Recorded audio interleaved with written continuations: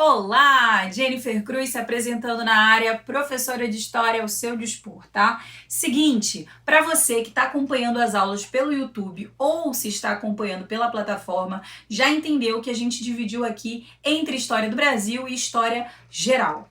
Para ficar um pouquinho mais didático, claro, a gente fez essa divisão, mas eu te convido hoje a pensar no seguinte: tem uma estratégia por trás desse pensamento, tá? Claro que é meio óbvio, mas o que é essa estratégia do meu ponto de vista e que eu acho muito legal de compartilhar com vocês?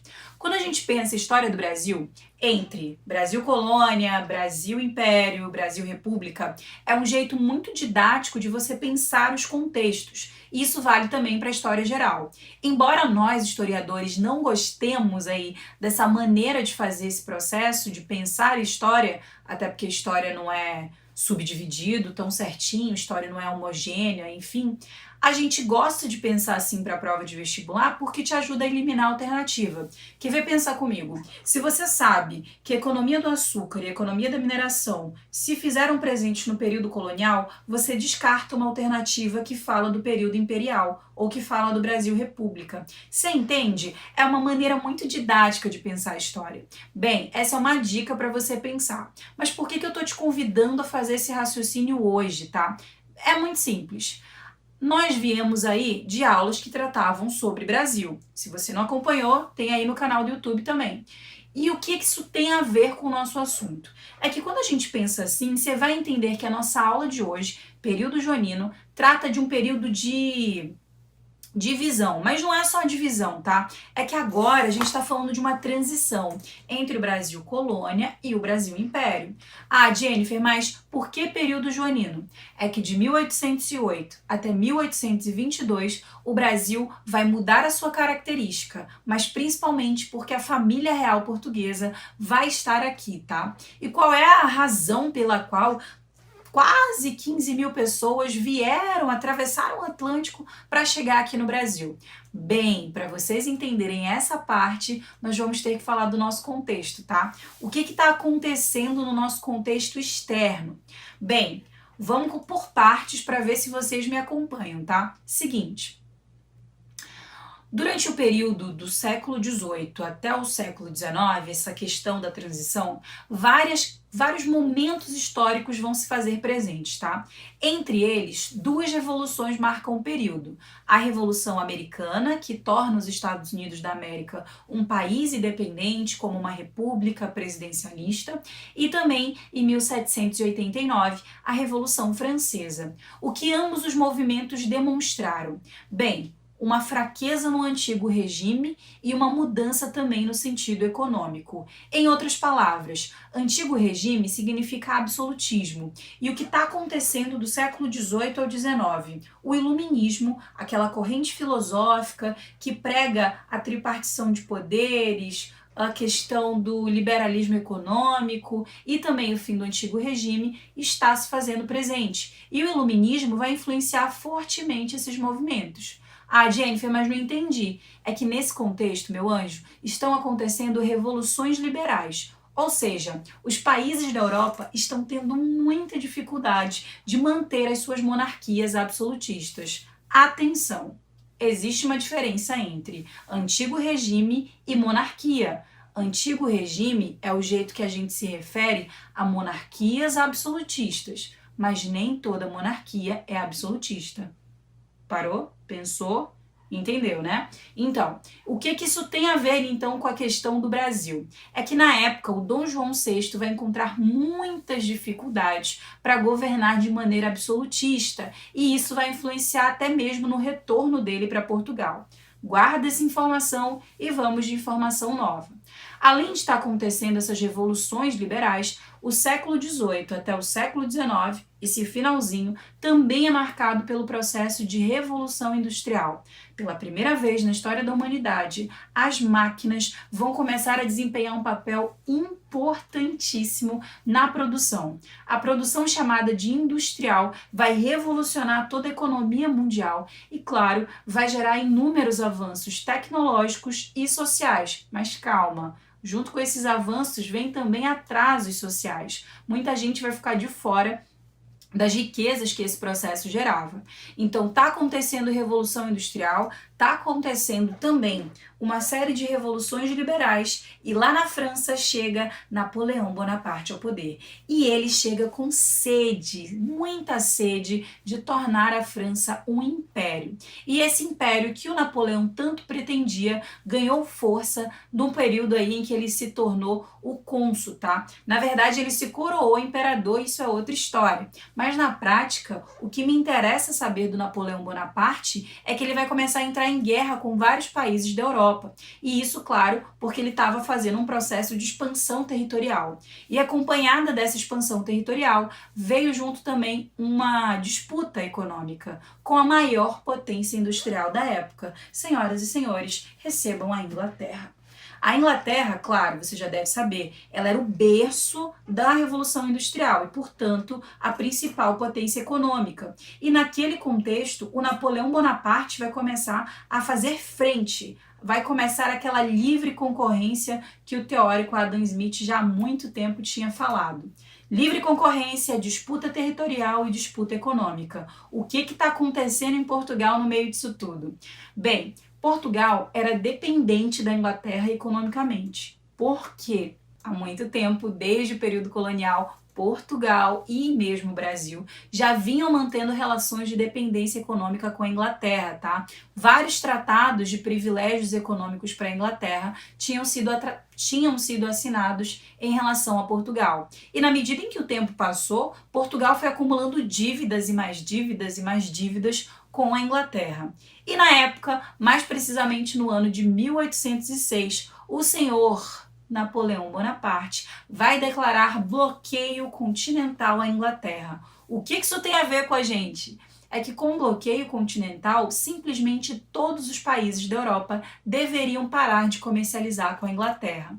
Qual é o problema disso? Vários países, claro, não vão aceitar, mas o problema de Portugal é que Portugal era dependente dos produtos ingleses e, além de ser dependente, não tinha como enfrentar o Napoleão Bonaparte militarmente. A solução pensada foi então transportar a família real portuguesa aqui para o Brasil. E qual é a questão também importante aqui da colônia? A própria colônia brasileira já vinha demonstrando que não havia mais como sustentar esse sistema de exploração econômica, de pacto colonial, de exclusividade que era imposto para o Brasil. E é nesse contexto, por exemplo, do final do século XVIII, que vão acontecer várias revoltas que a gente já viu também. Já vai ter acontecido a Inconfidência Mineira, nós estávamos próximos de acontecer também a Conjuração Baiana, vários movimentos nativistas já vinham acontecendo também, ou seja, a crise do sistema colonial também se fazia presente. Quando acontece o bloqueio continental e acontece também o fato de Portugal começar a fazer uma política dual, nós vamos romper com a Inglaterra, então segura aí Napoleão que eu estou quase rompendo. E em certa medida até enganar também o Napoleão Bonaparte, fica aí estabelecido o seguinte: era impossível para Portugal manter-se sem continuar relações econômicas com a Inglaterra e, em contrapartida, era impossível não esperar que o Napoleão Bonaparte chegasse a invadir. Aproveitando que o Napoleão estava em guerra com outros países aí dentro da Europa, a família real brasileira vai aproveitar a oportunidade e, junto com a Inglaterra vai escoltar a família real aqui para o Brasil. Cerca de 12 a 14 mil pessoas vêm para essa terra. Não somente membros da nobreza, a própria família real e também vários funcionários públicos e até pessoas que não tinham nenhum título ou até mesmo nenhum cargo aproveitam o ensejo para vir para o Brasil. Ao chegar ao Brasil, várias mudanças vão acontecer, tá? A primeira mudança importante que a gente precisa dizer é que quando a coroa, quando a família real chega ao Brasil, quem é que vai governar de fato? Dom João. É por isso que a gente vai dizer que esse período é período joanino, afinal é ele que está governando. E durante esse processo, a primeira ação que eles tomam é parar na cidade de Salvador, por várias razões. Uma delas, mostrar que a família real estava na área e também para deixar a sua marca. É só você lembrar que a região baiana há muito tempo vinha passando aí por processos de sublevação, de se revoltar contra a coroa. Outra coisa importante, Além disso, era também um jeito de eles conseguirem se reabastecer. Afinal, a viagem aí durava muito tempo e não era nada fácil. Os relatos mostram pra gente que tinha nobre com piolho, disenteria, passando até fome muitas vezes aí durante esse processo de vinda para o Brasil. Então não foi um processo fácil e quando a família real chega no Brasil, eu te pergunto, aonde essa galera toda vai morar? E aí acontece uma curiosidade histórica bem legal. Nas portas das casas no Rio de Janeiro, que é para onde a família real se deslocou de fato, ficaram escritos nas melhores casas, nos melhores albergues, enfim, os melhores espaços, ponto. Ficou escrito as seguintes letras, PR, que significava príncipe regente, ou seja, aquela casa ficava pertencendo aí a família real. Só que aí tem um porém, né? Essas casas foram simplesmente tomadas das pessoas para que os nobres pudessem morar. Então você não precisa de muito aí para entender que a galera não vai gostar muito dessa presença portuguesa em um primeiro momento. Bem, mas além de eles já chegarem fazendo essas mudanças, acontece também uma série de tratados, tá? Que são extremamente importantes para a sua prova de vestibular e também para as provas escolares, tá? E geralmente é o que cai aí de período joanino. Que tratados eram esses? O primeiro tratado foi assinado ainda em Salvador e era o Tratado de 1808, que se chama Abertura dos Portos às Nações Amigas. Muito fácil. Basicamente, o Brasil parava com o pacto colonial e dava abertura dos portos principalmente para a Inglaterra, que era a sua nação amiga. Ou seja, a partir daquele momento, o Brasil vai poder comercializar com outras nações para além de Portugal. Ei, percebeu que o pacto colonial caiu por terra nesse momento? Então você já percebe a quantidade de mudanças que isso vai poder gerar para o Brasil. Além disso, é fundado também aqui ainda em 1808 o Banco do Brasil, que óbvio era extremamente necessário para guardar o tesouro real, não dava para ficar dependendo dos bancos lá de Portugal, e também é criado o primeiro jornal. Claro que é necessário uma imprensa. O que eu quero dizer por isso é que o Brasil, a partir da família real se fazendo presente, vai começar a ter uma série de mudanças na sua estrutura, tanto administrativa quanto política. E isso se faz exatamente para atender às demandas da corte que agora estão aqui no Brasil. Um outro ponto importantíssimo são os tratados de 1810. São mais de um, tá? E esses tratados são de aliança e amizade e de comércio e navegação. Basicamente, aliança e amizade é porque a partir do século XIX, a Revolução Industrial vai gerar uma nova demanda. Mais matéria-prima, mais mercado consumidor e mais mão de obra. Só que você deve concordar comigo que se a mão de obra é escrava, ela não ganha salário. E se não ganha salário, não é mercado consumidor. É por isso que no Tratado de Aliança e Amizade de 1810, a Inglaterra queria que o Brasil abolisse a escravidão. Como não dava para fazer isso do dia para a noite, no tratado, Portugal se comprometia a abolir a escravidão aqui no Brasil de maneira gradual, mas isso iria acontecer em um futuro próximo. Além desse tratado, em 1810 também ficou estabelecido o Tratado de Comércio e Navegação, que basicamente dava privilégios econômicos para a Inglaterra, inclusive os produtos ingleses entravam com uma taxa menor aqui no Brasil do que de outras nações, como Estados Unidos, enfim. E isso, claro, vai gerar para a Inglaterra cada vez mais lucros. E essa dependência aqui do Brasil acaba também sendo uma herança, né? O Brasil se torna dependente dos produtos ingleses, ao passo que Portugal era dependente. E além desse comércio e navegação, significava dizer que a Inglaterra vai ter livre acesso aqui aos portos brasileiros. Então, o que você percebe? Além de mudanças econômicas, a relação com a Inglaterra está ficando cada vez mais estreita. Somando tudo isso, a gente ainda vai ter aqui durante esse período a transferência da Biblioteca Real Portuguesa para o Rio de Janeiro, que vai aparecer aí na sua tela.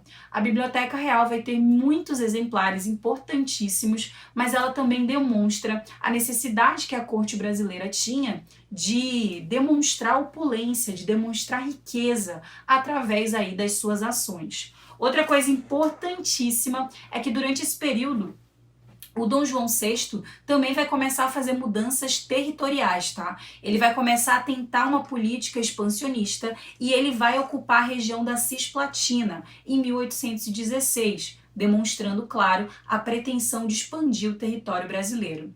Dentre todas essas mudanças, dentre todos esses tratados, acho que ficou claro, mas vem aí uma coisa muito importante. Em 1815, o Napoleão Bonaparte oficialmente vai ser derrotado na Europa. Quando ele é derrotado, acontece uma coisa muito importante. Ele é derrotado, mas também é preciso redividir o território que ele ocupou ao longo aí da era napoleônica. E é exatamente no ano de 1815 que acontece o Congresso de Viena, que é basicamente uma reunião entre as potências vencedoras para dividir o território europeu. Só que existe um grande porém. Como é que eles vão dar o território de Portugal para Dom João VI se Dom João VI não combateu Napoleão Bonaparte, se ele fugiu? É aí que o Dom João tem a brilhante ideia de tornar o Brasil uma coisa diferente. O Brasil deixa de ser colônia em 1815 e se torna Reino Unido a Portugal e Algarves. O que significa isso na prática? O Brasil deixa de ser colônia e passa a ser uma província, um reino de Portugal. Ou seja, o Brasil oficialmente deixa de ser colônia em 1815. Mas isso não bastou para que o Dom João VI conseguisse de novo o território português. E é por isso que a família real continua aqui no Brasil. Uma coisa importante, tá? O projeto de vir para o Brasil ele já era anterior. Em vários momentos que a coroa portuguesa passou por crises de abastecimento, crises econômicas, pensou-se de fato em vir para o Brasil como uma alternativa, mas isso nunca foi colocado na prática. A família real nunca chegou a vias de fato. Isso só acontece porque o Napoleão Bonaparte invadiu militarmente Portugal e contra isso era quase impossível ganhar. E é exatamente aí que vem uma outra questão importante. Elevar o Brasil à condição de Reino Unido é também uma tentativa do Dom João VI de acalmar os ânimos aqui da elite brasileira e fazer com que ela, obviamente, colaborasse ainda mais com seu governo. Só que, claro, é preciso dizer que a família real vai mudar muito a conjuntura aqui no Brasil. Eles vão mudar demais a vivência dessas pessoas, positivamente e negativamente. Além de ter se criado aqui no Brasil um banco, que é o Banco do Brasil, se criou também a Academia Real, que era utilizada tanto para pesquisa quanto também para a questão militar, ou seja, a gente vai começar a ter Academia Real Militar passando por um processo de criação de uma estrutura de proteção para o Brasil. Além disso, tá? Permissão para manufatura, lembrando que aqui no Brasil, desde o período colonial, era proibido que tivessem manufaturas. Uma outra coisa importantíssima é criar as primeiras escolas médico-cirúrgicas na Bahia e também no Rio de Janeiro. E isso, claro, é uma mudança muito necessária, afinal aqui no Brasil existiam pouquíssimos médicos e todos eles tinham que ser formados fora. Então criar uma universidade aqui no Brasil que faça isso era extremamente necessário, afinal o rei estava aqui. O príncipe regente. E claro, é preciso criar um símbolo de civilidade, que é o Real Teatro de São João, que basicamente vai ser o único teatro do Brasil aí por cerca de 10 anos. Ah, Jennifer, mas para que serve o teatro? O teatro ele é um espaço de opulência, de riqueza, onde se demonstra, aspas, a civilidade. Uma outra coisa também que vale destacar é que durante o período, depois do Congresso de Viena, veio aqui para o Brasil uma missão artística francesa, como o Jean-Baptiste Debré, por exemplo, e vários quadros, várias plantas e animais são catalogados a partir dessa missão artística. Tudo isso porque era preciso civilizar o Brasil, haja vista que a família real estava aqui. Mas nem tudo são flores. A Revolução Pernambucana vai acontecer em 1817 e ela demonstra a insatisfação que a elite brasileira tinha em relação a Dom João. É que quando a família real chegou ao Brasil, sustentá-la ficou muito caro e quem pagava o preço, obviamente, era a população brasileira. A família real aumentava e muitos impostos, a maioria dos cargos públicos eram ocupados por portugueses, A região açucareira, a região ali do Nordeste, há muito tempo tinha entrado em um processo de decadência econômica em virtude da crise do açúcar. Ou seja, diante de tudo isso, é óbvio que vai ter revolta. E claro, né, essas revoltas vão ser pacificadas com dura violência. Mas por que acontece a Revolução Pernambucana de 1817? Basicamente, conflitos entre portugueses e brasileiros, justamente pela questão dos cargos, como eu falei para vocês, os portugueses sempre eram privilegiados. Um segundo ponto importante, a gente tem também nesse contexto o aumento de impostos, e isso gera muita insatisfação da população pobre. E claro, as ideias externas chegam ao Brasil. A Revolução Pernambucana tinha como objetivo separar-se do Brasil, separar-se de Portugal, assim como os Estados Unidos tinha feito, e proclamar uma república presidencialista. Mas é claro que o Dom João VI não ia deixar isso acontecer, e é exatamente por isso que ele vai contratar mercenários e vai pacificar duramente a Revolução Pernambucana, tá? E além disso, ele não somente vai pacificar, mas todos os seus líderes vão ser fuzilados. Mas a Revolução demonstra que nem tudo são flores e que essas mudanças não agradaram todo mundo que estava aqui no Brasil. Dito isso, vamos às vias de fato. O que é que dá errado e por que a Revolução aqui no Brasil simplesmente não vai conseguir mudar muita coisa? Bem, a Revolução Pernambucana foi um movimento, entre aspas, isolado porque era em Pernambuco. Mas aqui no Brasil, outras regiões também começavam a ficar insatisfeitas com esse processo. Prova disso é que aqui no Brasil tudo vai piorar depois da Revolução Liberal do Porto de 1820. Essa revolução acontece lá em Portugal, mas ela tem um problema gravíssimo para o Brasil.